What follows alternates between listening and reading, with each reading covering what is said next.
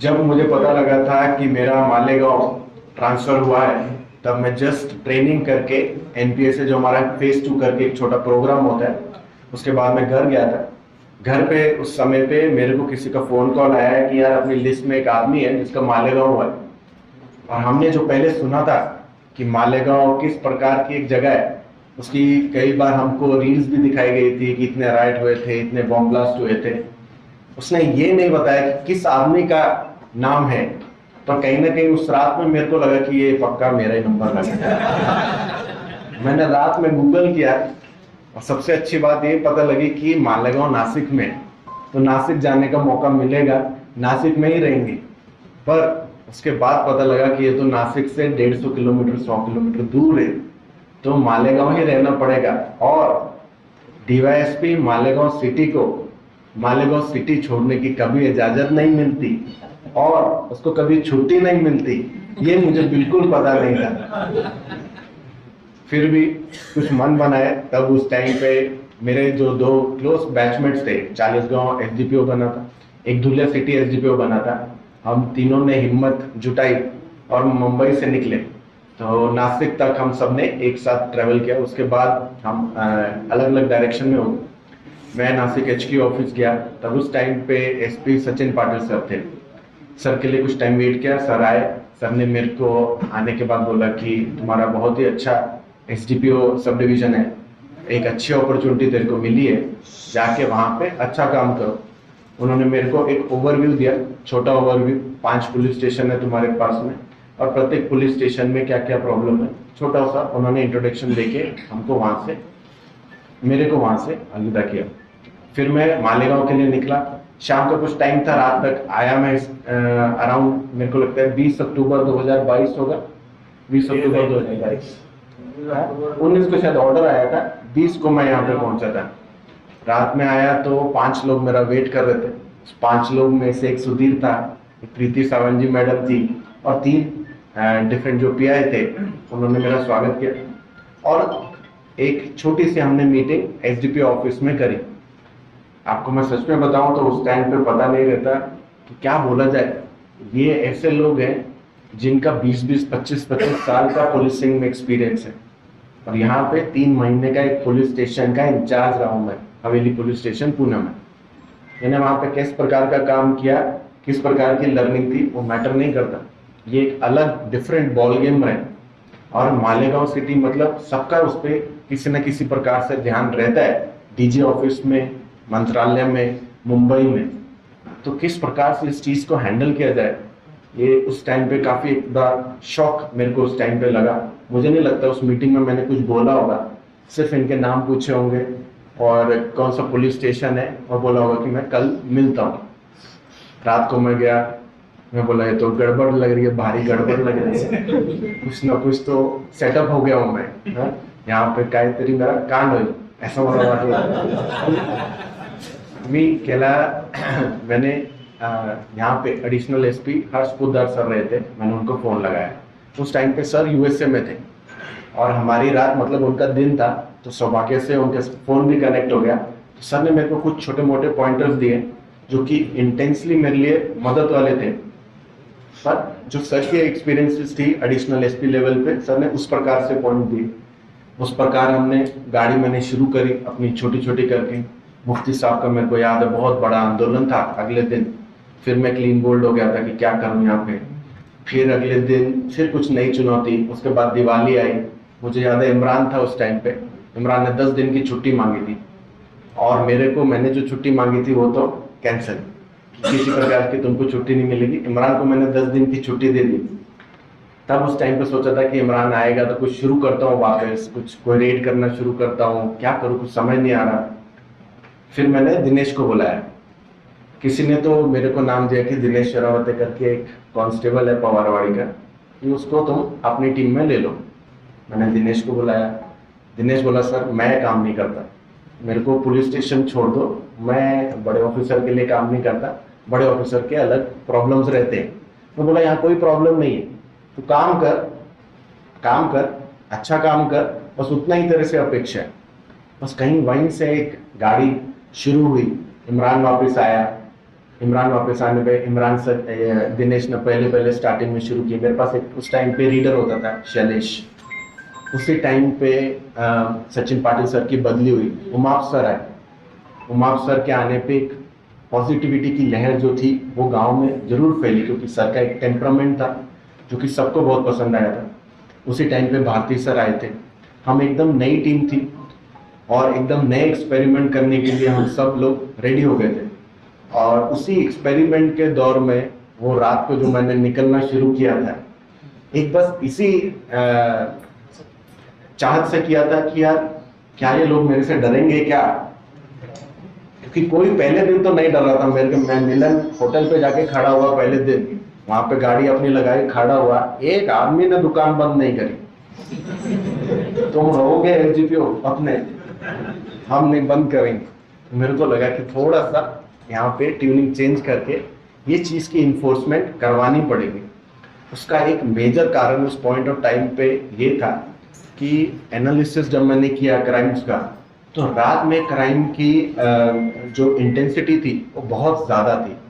मैं आपको बताऊं, आप लोग शायद भूल गए होंगे या मालूम नहीं, रात में कटर लगाते थे वो, मोबाइल फोन चुराते थे, वॉलेट चुराते थे, और आम होता था। हर रोज एक दो इंसिडेंट आते ही आते थे। और पवारवाड़ी में तो it was a big nuisance.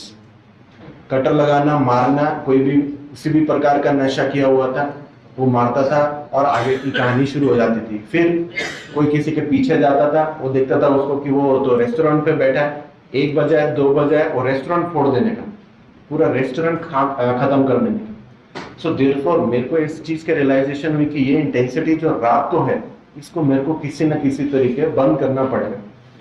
उस टाइम पे पीआई जो लोग थे मेरे पास में थे, सभी एक अच्छी टीम मेरे को मिली थी, पर होता क्या है कि लैक ऑफ एक्सपीरियंस रहता है ऑफिसर का, और वो आते हैं तो सभी को शक की नजर से देखता है कि ये मेरी बात नहीं मान रहा, ये मेरी बात के आगे जा रहा है, ये शायद कुछ अलग सोच रहा होगा। तो उस प्रकार से मेरा गुस्सा भी बहुत ज्यादा उस टाइम पे रहता था। पर उस गुस्से का एक फायदा ऐसा हुआ कि जो उनके मन में एक धारणा थी कि मालेगांव रात को बंद नहीं हो सकता, वो कहीं ना कहीं वो चेंज होने लगी, और इतनी चेंज होने लगी। और इसमें मैं मुफ्ती साहब को भी प्रशंसा करता हूँ कि उन्होंने जामा मस्जिद से ऐलान भी किया था कि रात में दुकानें बंद करो, एक एसडीपीओ है वो बंद कर रहा है तो आप उसकी मदद करो। तो इस प्रकार से हमने वो चीज को शुरुआत करी।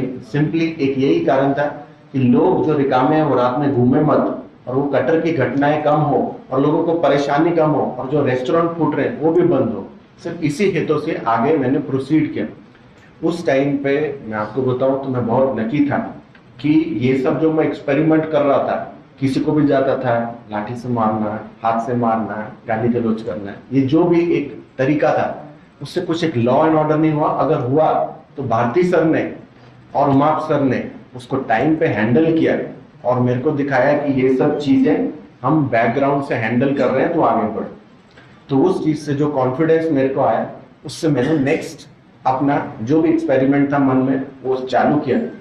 वो जो नेक्स्ट एक्सपेरिमेंट था, और जिसके लिए बहुत सारे लोग मेरे को बोलते भी हैं कि सर आपने वो वाला मोड जो था वो छोड़ दिया आपने और दूसरा मोड पकड़ लिया, उसका एक सिंपल ये कारण है कि डंडा मारना और लोगों को पिटाई करनी ये एक सस्टेनेबल सोल्यूशन नहीं है पुलिसिंग का।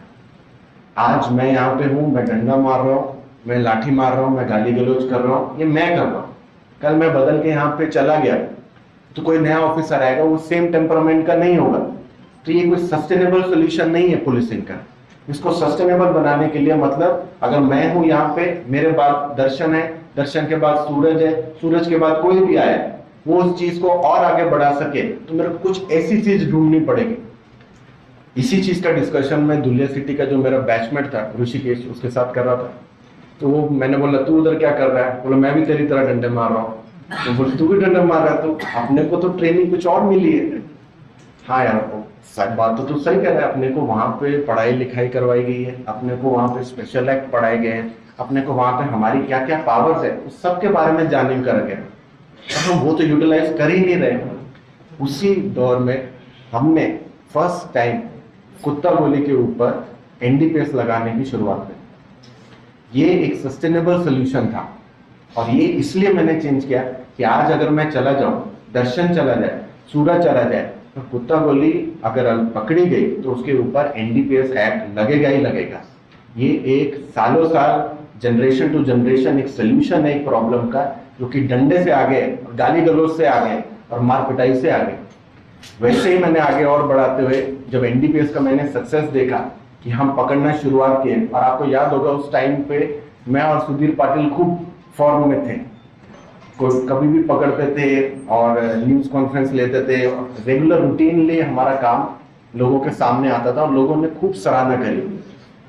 इसी चीज में मैं बहुत लकी रहा कि गांव में जितने भी पॉलिटिकल लीडर्स हैं, major political leaders, Asif Shaikh साहब हो गए, मुफ्ती साहब हो गए, इजाज बेग साहब हो गए, मुस्तकिम डिग्निटी साहब हो गए, ठीक है, डॉक्टर परवेज हो गए, ठीक है, मलिक मेयर हो गए, साहब माजिद हो गया, सब ने इस चीज में किसी भी प्रकार की रुकावट, मेरे को कभी फोन कॉल, मेरे को कभी आके मिलना कि आप इन लोगों को छोड़ दो, कभी भी नहीं करे।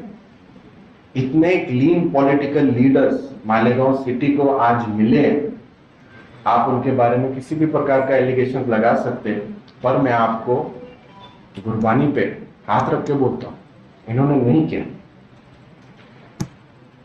ये मेरे लिए बहुत ही सक्सेसफुल चीज थी कि ये लोगों ने मेरे को सपोर्ट किया साइड से। उसके बाद मैंने सोचा कि अभी नेक्स्ट क्या लगाया जाए, तो नेक्स्ट उस टाइम पे हमने एक एमपीडीए करके एक्ट था, वो शुरुआत करनी स्टार्ट करी। तो बहुत ही नई चीज थी, गांव में किसी ने लगाई ही नहीं थी एमपीडीए क्या होता है। मैंने एक बार, मेरे को याद है, मैंने सभी पुलिस स्टेशन में सभी अमलदार को बुला के पूछा था किसी को एमपीडीए का प्रपोजल बनाना आता है क्या, किसी को आता नहीं था। तो उस टाइम पे हमने डीवाईएसपी भुसावल थे कृष्णा तिंगले साहब, उनका एक स्पेशल सेमिनार रखा था यहाँ पे। उस स्पेशल सेमिनार में स्पेशल अमलदार हमने यहाँ पे बिठाए थे, और प्रत्येक पुलिस स्टेशन में एक एक अमलदार हमने बिठाए जिनको एमपीडीए की हमने ट्रेनिंग दी। आज उस एमपीडीए की ट्रेनिंग की वजह से कोई भी गुंडा जिसकी पास हिस्ट्री है, जिसने 4-5 गुने किए और अकेला गुने करता है, तो मतलब मौका में नहीं आएगा, संगठित गुनेगारी में नहीं आएगा, अकेला रहेगा, वो एमपीडीए के अंदर बुक हो सकता है। और ये कुशलता मालेगांव पुलिस को आज प्राप्त हुई है, तो ये सस्टेनेबल सोल्यूशन है, ये मेरे लाठी डंडे से कहीं आगे, इसलिए वो लाठी डंडे बंद किए गए, इसलिए उसके आगे सोचने का मौका सब लोगों को प्रदान किया गया। वैसे ही हमने उसके आगे और काम करते गए, कोरेक्स हो गया, एमडी हो गया, ऐसी जो जो विपदाएं गांव में परेशान कर रही है लोगों को और हमारे यूथ को खराब कर रही है, उसमें हमने क्या नया किया जा सकता है, किस तरीके से हमारे सेक्शंस, किस तरीके से हमारे एक्ट्स हम अच्छे से लगा सकते हैं, उसके ऊपर काम करते हुए मैं आप सभी लोगों को बताता हूँ कि 3.5 साल मेहनत के बाद में हमने पहली बार कुत्ता गोली में एनडीपीएस पवारवाड़ी के गुने में मौका लगाया है। ये नंबर 1 एक अकेला ऐसा केस होगा जो महाराष्ट्र में आपको पवारवाड़ी पुलिस स्टेशन में लगाएगा। इसमें पीआई खताल साहब, एसडीपीओ सिद्धार्थ बरवाल, इन सबकी मेहनत साथ में जुड़ी हुई थी। तो ऐसे नए नए सोल्यूशंस के लिए ही जो दूसरा एक रफ पुलिसिंग थी उसको छोड़ के एक नई पुलिसिंग की तरफ जाने के लिए कुछ प्रयत्न किए गए थे। दूसरा एक मेजर रीजन ये था कि भारती सर के जाने के बाद में बहुत बड़ा वैक्यूम क्रिएट हो गया था गाँव में। मुझे याद है सूर्यवंशी साहब की एक लाइन थी कि संधू साहब तो इशू क्रिएट करते हैं और भारती साहब खत्म करते हैं। तो वो मेरे मन को काफी अटैच थी वो लाइन। पर जब मैं एडिशनल एसपी पोस्ट पे पहुंचा तो मेरे को इस चीज की समझ आई कि आज वो वैक्यूम फिल करने के लिए मेरे को ही खड़ा रहना पड़ेगा। आज अगर मेरे को ही अपनी ईगो थोड़ी सी कभी कभार कम, थोड़ी सी कभी कभार ज्यादा, कभी किसी का हाथ पकड़ना, कभी दिल पे पत्थर रख के किसी के मंडल में जाना जो कि मेरे को मालूम है कि थोड़े प्रॉब्लमेटिक लोग हैं और गांव के हित में शायद नहीं है, फिर भी मैं गया। पर वो वैक्यूम को फिल करने की ये कोशिश थी और कई तरह उस वजह से लोगों को लगा भी कि संधू सर सॉफ्ट हो गए, पर सॉफ्टनेस का कोई ऐसा और मेजर कारण नहीं है। कभी कभार रोल जब चेंज होता है तो उस प्रकार से तुम्हारा बिहेवियर चेंज होना अपेक्षित है। अगर रोल चेंज होने से बिहेवियर चेंज ना हो तो फिर अगली सीढ़ी जो कि है एसपी सर और आईजी सर, उनको गांव में आके बैठना पड़ेगा और ऐसी नौबत ना आए, इसीलिए ही ये रोल को मैंने अपने हिसाब से चेंज किया। बाकी मैं आपको बताना चाहता हूँ कि कोई भी ऑफिसर किसी भी गांव में 1 to 5% से ज्यादा चेंजेस नहीं कर सकता, पर वो जो 1 से 5% चेंज किया गया है उस पर नए ऑफिसर्स अगर काम करें तो वो 5% इंटू 5 25% भी बन सकता है। तो उसी चीज के ऊपर काम करते हुए मैं आपको बोलना चाहता हूँ कि मैंने मेरा 1 से 5% करने के लिए खूब प्रयत्न किए। मुझे लगता है कि गांव में आप लोगों का एनालिसिस अलग होगा, पर मेरा ऐसा एनालिसिस है कि गांव में जो एक गैंग बनने की प्रोलिफरेशन थी कहीं कम हुई, चेन स्नैचिंग की घटनाएं कहीं कम हुई, कहीं कटर लगाने की घटना अभी भी होती है, मैं नहीं डिनाई करता हूँ, उसके ऊपर अपने को निरंतर काम करने की जरूरत है, पर कहीं पे भी वो थोड़ी सी कम हुई। कुत्ता बोली एमडी, जिसके लिए ऐसा लग रहा था कि कहीं हम एक पूरे महाराष्ट्र को सप्लाई करने वाली जगह बन जाएंगे, आज तक ऐसा कोई सिचुएशन हमने यहाँ पे क्रिएट नहीं होने दिया। निरंतर हमारी रेड्स इसमें चल रही है और लॉ एंड ऑर्डर पे मैं बहुत गर्व से बोल सकता हूँ, मेरे साथ जितने भी पीआई लोगों ने दिल भर के जो काम किया है, उसकी सफलता का मैं आपको एक ऐसा उदाहरण बोलता हूँ कि मालेगांव से आज बंदोबस्त लॉ एंड ऑर्डर के लिए बाहर जाता है, आता नहीं। हम बाहर बंदोबस्त प्रोवाइड करते हैं, हमको ऊपर से सूचना आती है आप अपनी एसआरपी बाहर भेज दो, आप अपने कई आरसीपी बाहर भेज दो। तो इसके लिए सारी मालेगांव टीम ने आज इस हॉल में बैठे हुए सभी लोगों ने और यहाँ के राजनीतिक लीडर में जो भी नहीं आए, जो आए, मैं सभी लोगों को यहाँ से फेस से पहचानता हूँ। सभी लोगों ने अपना योगदान दिया है, पॉजिटिवली योगदान दिया है और इस प्रकार से मैं बोलना चाहता हूँ कि मालेगांव जरूर बदल रहा है और इस बदले हुए मालेगांव का एक अच्छा रूप अपने को आने वाले सालों में दिखेगा। आज अतिक्रमण के ऊपर एक बहुत बड़ी ड्राइव मालेगांव में जो भी यहाँ पे लीडर्स हैं जिनके हाथ में सत्ता है उन्होंने ली है और ये एक इतना बड़ा स्टेप है जिसके लेने के लिए इतने गट्स लगते हैं, क्योंकि एंड में एक पॉलिटिकल लीडर का सर्वाइवल उनके वोट से, उस वोट से आगे सोचना और गांव के हित में सोचना कि ये अतिक्रमण अगर एक आदमी को फायदा दे रही है तो 1000 लोगों को नुकसान भी दे रही है। तो उसी एक तरह आगे सोचना, हाँ उसमें एलिगेशन होना स्वाभाविक है, कार्रवाई निरंतर रहे, ऐसी मैं आप लोगों से अपेक्षा करता हूँ कि हम हमारे गांव को अतिक्रमण फ्री रखें और बार बार ये रेड होती रहे। तो कई लोगों के मन में ऐसी एक धारणा बन जाए कि अगर हमने अतिक्रमण किया है आज नहीं तो कल नहीं तो परसों हमारे ऊपर एक्शन होगा ही होगा। बस इतनी अपेक्षा से मैं चाहता हूं कि आप लोग, आपके हाथ में सत्ता है, अभी आप गांव के लिए अपना 1 to 5% भी कर देंगे तो काम हो जाएगा। गांव मालेगांव पुलिस के लिए छोटे छोटे सुविधा के लिए मैंने खूब प्रयत्न किए। उसमें मेरे को नासिक के जो एसपी ऑफिस से जो भी एसपी सर थे सब ने मेरे को सपोर्ट दिया। स्पेशली विक्रम देशमाने सर ने, गांव में बंदोबस्त खूब होते पर किसी के लिए भी लेडीज टॉयलेट और जेंट्स टॉयलेट उपलब्ध नहीं था, उनके द्वारा इस चीज़ को समझा गया। सर ने मेरे को कुछ फंड्स अलॉट किए और हमने जेंट्स टॉयलेट और एक लेडीज टॉयलेट बनाया।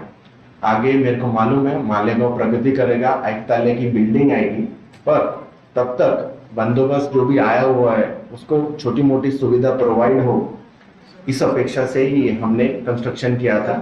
छोटा मोटा मैंने अपने ऑफिस का रेनोवेशन किया, छोटा मोटा एक हॉल बनाने की कोशिश करी, ओपन हॉल जिसमें शांता कमेटी की मीटिंग ली जाएगी।